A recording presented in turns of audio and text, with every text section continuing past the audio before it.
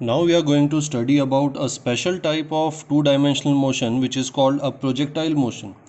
Now it can be simply defined that a projectile motion, it is a two-dimensional motion under gravity. So this motion is happening because of gravity and it is a two-dimensional motion. In simpler words, we can write a projectile motion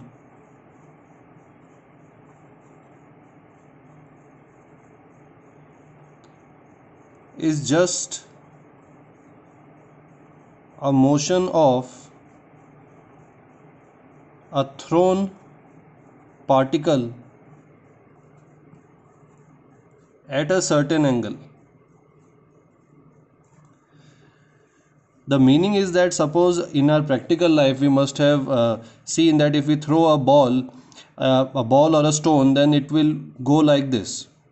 We throw it from here, the ball will go for up, it will reach a maximum height and then it will come back on the ground. So this is a two-dimensional motion which is happening because of the gravity. We give the initial velocity u to this ball and then the ball is traveling under the effect of gravity. It is going up in the y direction also and it is going forward in the x direction also. So this kind of motion is called a projectile motion. Now if we make a graph, if I convert this motion into say a graph in which if I say that this is ground, so x-axis is along the ground and y-axis is the vertical distance, and if we throw a ball with the initial velocity u at an angle alpha with the horizontal ground, then the path of this projectile will be like this.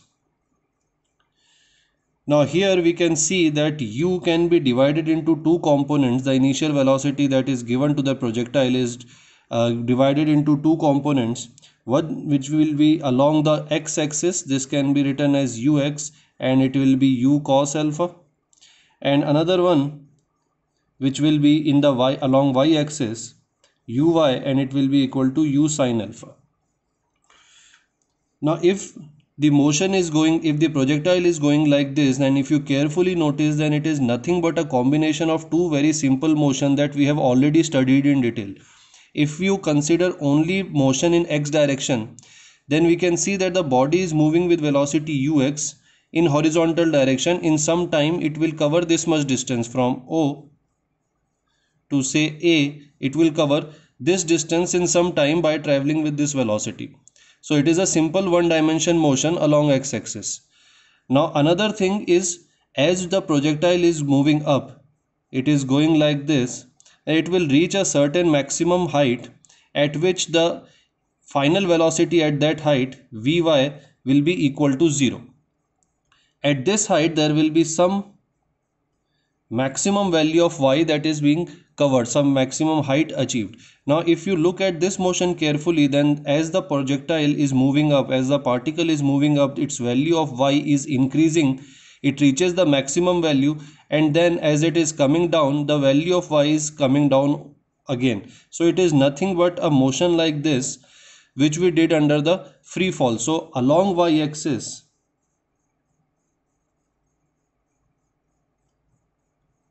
motion is like a free fall motion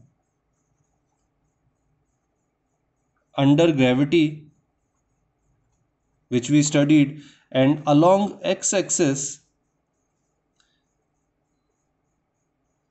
motion is a simple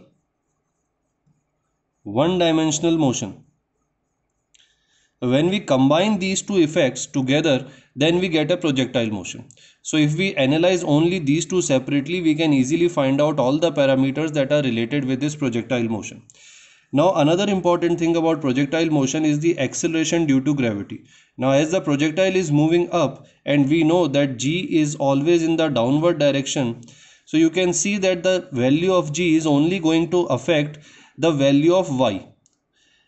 In x direction there is no force applied. G is in the downward y direction, so it will affect only the y positions, only the y values, it is not going to affect the x values. In the x direction there is no force.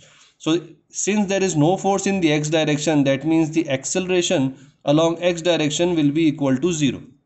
So that means the body along x direction is moving with a constant velocity given as u cos alpha, acceleration is 0. But in the y direction the acceleration is minus g as the body is moving up. So we can say that ay, the acceleration in y direction, is given as minus g. So if we analyze this motion like this, in this way, then we can easily find out the various parameters. So now let us come to the parameters. Let us say, let us call them some standard parameters. So these are parameters which are very important, and we are going to derive the formula for them. And you should learn these formula because in several questions these formula are directly applied. Now here the first formula that we will study is the time to reach maximum height. Now let us say that the body is moving like this, then this will be the maximum height, capital H. And let us say that the body was thrown at time t equals to 0, and at time t equals to t1 it reached the maximum height. So we have to find the value of t1, which is the time to reach the maximum height. Now we can simply apply the first equation of motion. Since this the vertical direction is going on in the y direction only, so we can say that Vy equals to Uy plus At1, or it can be written as Uy minus Gt1, because acceleration is along y direction is minus g. Now at maximum height the velocity will be 0, the final velocity will be 0. So this equation can be written as U equals to Uy is U sin alpha minus Gt1. So if you solve this, we can get the value of T1 as U sin alpha upon G. So this will be the time to reach the maximum height for the projectile. Similarly, we can find the time of flight. By using this, we can find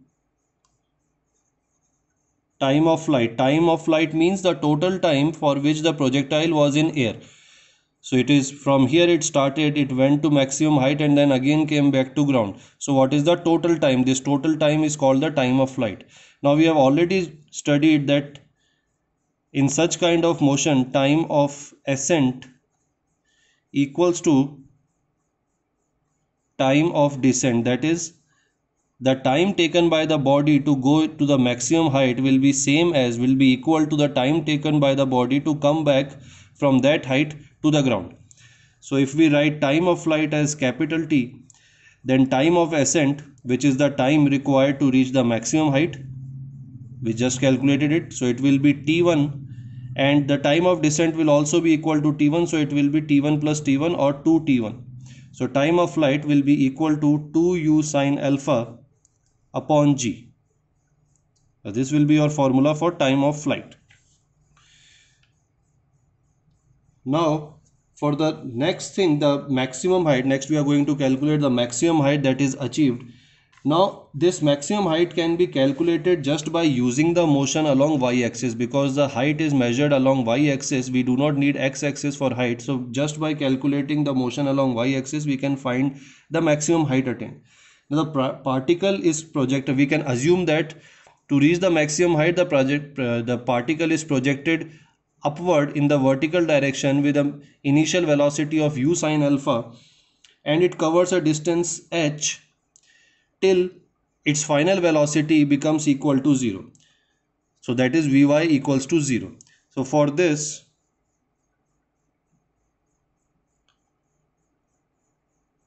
maximum height h can be given by using the second equation of motion. So h will be equal to Uy T1, because T1 is the time to reach maximum height, Uy T1 minus half Gt1 square. Now if we substitute Uy as U sin alpha and T1 as U sin alpha by G, then we are going to get U sin alpha into U sin alpha by G minus half g u sine alpha by g whole square, or we can write u sine square alpha upon g square. So g will get cancelled, and what we are getting is u square sine square alpha upon g minus half of u square sine square alpha upon g. So it will be, you can calculate it yourself, it will be u square sine square alpha upon 2g. So this will be the maximum height that is achieved. This same maximum height can also be given by using the third equation of motion, which will be equal to vy square equals to uy square minus 2gh. If you use this equation, third equation of motion, then you are going to get the same result. Now next is the range of projectile. The range of projectile is the maximum horizontal distance